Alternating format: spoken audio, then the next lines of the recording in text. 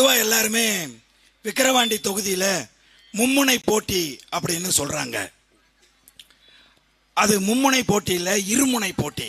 ஏன்னா இந்த தொகுதியில் மொத்தம் 29 வேட்பாளர்கள் போட்டியிடுகிறார்கள். அதில் மாநில அரசின் அங்கீகாரம் பெற்ற கட்சிகள் 2 கட்சிகள் தான். ஒன்று நாம் தமிழர் கட்சி, இன்னொன்று திராவிட முன்னேற்ற கழகம். பாட்டாளி மக்கள் கட்சி அங்கீகாரம் பெறாத ஒரு கட்சியா போயிடுச்சு. அந்த கட்சி சுயேட்சையோட சேர்ந்துருச்சு. அதனால தயவு செய்து இது நீங்க மும்முனை போட்டின்னு சொல்லாதீங்க. இது நேரடியான மோதல். நாம் தமிழர் கட்சிக்கும் திமுகவுக்குமான இருமுனை போட்டி. யாரு வெல்ல போறது அப்படிங்கறத இந்த தேர்தலில் நம்ம பார்த்துருவோம். இந்த முறை அதாவது அண்ணன் என்ன விழுப்புரம் நாடாளுமன்ற தொகுதியில் நிறுத்தியிருந்தாரு. இந்த தொகுதிக்கு வர்றதுக்கு முன்னாடி உட்காந்து இந்த தொகுதி 6 சட்டமன்ற தொகுதியிலும் என்னெல்லாம் பிரச்சனை இருக்கு அப்படின்னு தனித்தனியாக பார்த்து நோட்ஸ் எடுத்து ஒரு துண்டறிக்கை ரெடி பண்ணியிருந்தோம். அப்போ ஒரு ஆசை ஏற்பட்டுச்சு மனசுல. அது என்னன்னா, அண்ணா திமுக கூட்டணியில் என்ன துண்டறிக்கை போட்டிருப்பான், திமுக கூட்டணியில் என்ன துண்டறிக்கை போட்டிருப்பாங்க, பாஜக கூட்டணியில் என்ன துண்டறிக்கை போட்டிருப்பாங்க, நம்ம போடாத எதையாவது இவங்க போட்டிருப்பாங்களோ அப்படின்னு அந்த துண்டறிக்கையெல்லாம் பார்க்கணும்னு ஒரு பேர் ஆவல் ஏற்பட்டுச்சு. நான் இங்க வந்த உடனே எங்க அண்ணன் செல்வன் கூப்பிட்டு, அண்ணன் இந்த 3 கட்சியோட துண்டறிக்கையும் எனக்கு கொஞ்சம் வேணுண்ண அப்படின்னு சொன்னேன். அவர் பாடாப்பட்டு எங்கேயோ தேடி கண்டுபிடிச்சு 3 துண்டறிக்கையும் கொண்டாந்து கொடுத்தாரு. 3 துண்டறிக்கையும் பார்க்கிறேன். திமுக துண்டறிக்கையை பார்க்கிறேன். திமுக கூட்டணி பிசிகே துண்டறிக்கை முதல் பக்கத்தில் படமெல்லாம் போட்டு பானை சின்னமெல்லாம் போட்டு இருந்துச்சு. திருப்பி பார்க்கிறேன், ஒண்ணுமே இல்லை. அண்ணா திமுக கூட்டணி துண்டறிக்கை திருப்பி பார்த்தா ஒண்ணுமே இல்லை. பாரதிய ஜனதா கட்சியினுடைய துண்டறிக்கை திருப்பி பார்த்தா ஒண்ணுமே இல்லை. இவனுங்க ஒன்னும் செய்ய மாட்டான். இப்ப நாடாளுமன்ற வேட்பாளராக தேர்ந்தெடுக்கப்பட்டிருக்கக்கூடிய விசிகாவினுடைய மதிப்புக்குரிய அண்ணன் ரவிக்குமார் இதுக்கு முன்னாடியும் அதே தொகுதியில் வெற்றி தான் அடைஞ்சிருந்தாரு. ஆனா எந்த ஊருக்கும் போனதில்லை, யாரையும் சந்திச்சதில்லை, அந்த தொகுதிக்கு எதுவும் அவர் செய்ததில்லை. அதேதான் இன்னைக்கு நாங்க ஊரா 4 நாளா சுத்திட்டு இருக்கோம். ஒரு துண்டறிக்கை கூட எந்த ஊர்லயும் எந்த இடத்துலயும் எங்கேயாவது கீழையாவது கிடந்துருமா?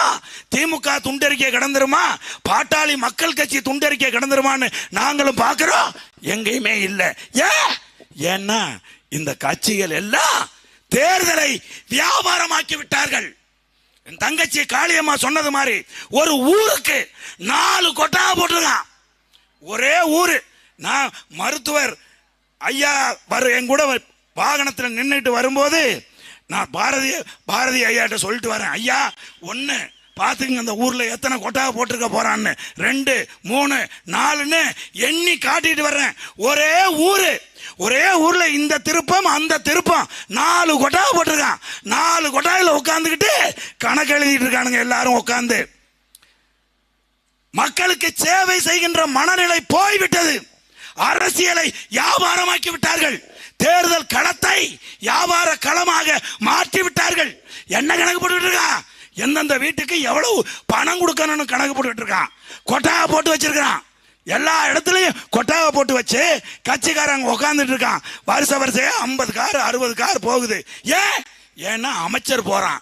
அமைச்சர் போறதுனால அமைச்சர் பின்னால 50 கார் போகுது. நாங்க அரை மணி நேரம் ஓரமா ஒதுங்கி நிக்க வேண்டியிருக்கு. என் அன்பான உறவுகளை, ரொம்ப கேவலமாக தேர்தல் களத்தை இவர்கள் ஆக்கிவிட்டார்கள். நமக்கு முன்னாடி இருக்கிறது அண்ணன் முதல் 5 ஆண்டுகளை இந்த அரசியலை உங்களுக்கு பயிற்றுவிப்பதற்காக. இந்த அரசியல் என்றால் என்ன, எப்படி துண்டறிக்கை போடணும், எப்படி போஸ்டர் வடிவமைக்கணும், எப்படி மக்களை சந்தித்து பேச வேண்டும் என்பதை உங்களுக்கு கற்றுக் கொடுப்பதற்காக ஒரு 5 ஆண்டுகள் தொடர்ச்சியாக பயணித்தார். அடுத்த 5 ஆண்டு உனக்கு யாரா அரசியல் எதிரி அப்படிங்கறத சொல்றதுக்காக இந்த நிலப்பரப்பில் 5 ஆண்டுகள் பயணம் செய்திருக்கிறார். 5 ஆண்டு பயணம் செய்து திராவிட முன்னேற்ற கழகம், திராவிட இயக்கங்கள், திராவிட கட்சிகள், திராவிட சிந்தனை நமக்கு எதிரி. நாம் தமிழர்கள், தமிழர்களுக்கு தமிழ் தேசியம், இந்த தமிழ் தேசியத்தை கையில் எடுத்து திராவிடத்தை வீழ்த்த வேண்டும் என்று இன்றைக்கு அடையாளப்படுத்தி இருக்கிறார். அதன் பிறகு தமிழ் மக்களிடையே ஒரு மிகப்பெரிய அங்கீகாரத்தை, அரசியல் அங்கீகாரத்தை நமக்கு வாங்கி கொடுத்திருக்கிறார். இன்னும் ஒன்னே ஒண்ணுதான் பாக்கி, அது அரசு அரியணையில் ஏறுவது, அண்ணன் தமிழகத்தின் முதலமைச்சராக மாறுவது, அது மட்டும்தான் பாக்கி. எம்ஜிஆருக்கு எப்படி இடைத்தேர்தல்ங்கிறது சாதாரணம் கிடையாது. எம்ஜிஆருக்கு எப்படி திண்டுக்கல் இடைத்தேர்தல்ல மாயத்தேவர் வெற்றி அடைந்து அவருடைய கணக்கை தொடங்கினாரோ, அதே போல இந்த விக்கிரவாண்டியில அண்ணன் செந்தமிழன் சீமான் அவர்கள் அபிநயாவை நிறுத்தி வெற்றியடைய வைத்து தனது கணக்கை தொடங்குவார் என்கின்ற நம்பிக்கை எங்களுக்கு கூடுதலா இருக்கு.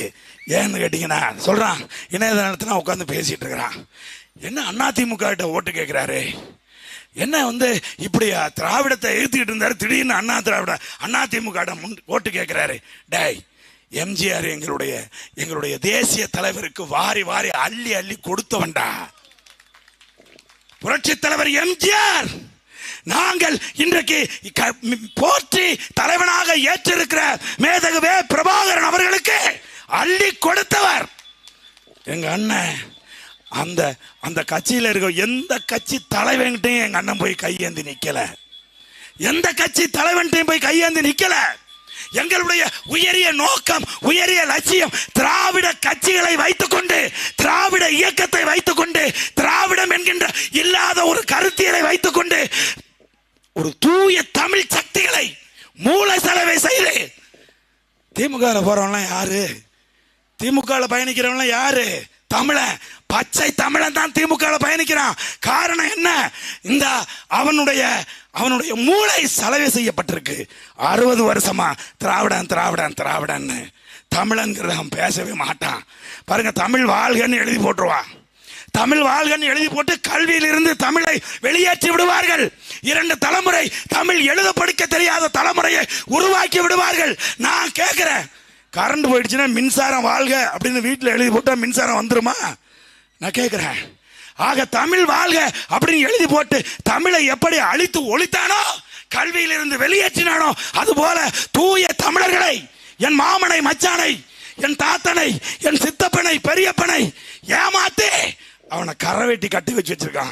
அவனெல்லாம் நாங்க எங்க பக்கம் கூப்பிடணும், எங்க பக்கம் இழுக்கணும். அதற்கான காலம் கனிந்து வந்து விட்டது. திமுகவா நாம் தமிழரா என்று களம் அமைந்து விட்டது. மோதி பார்த்து விடுவோம் என்று களத்திலே நிற்கின்றோம். நாம் தமிழர் உறுதியாக வெல்லும். என் தங்கை மருத்துவர் அபிநயாவுக்கு மைக் சின்னத்திலே வாக்களித்து வெற்றியடைய செய்யுங்கள் என்று கேட்டு விடைபெறுகிறேன். நாம் தமிழர்.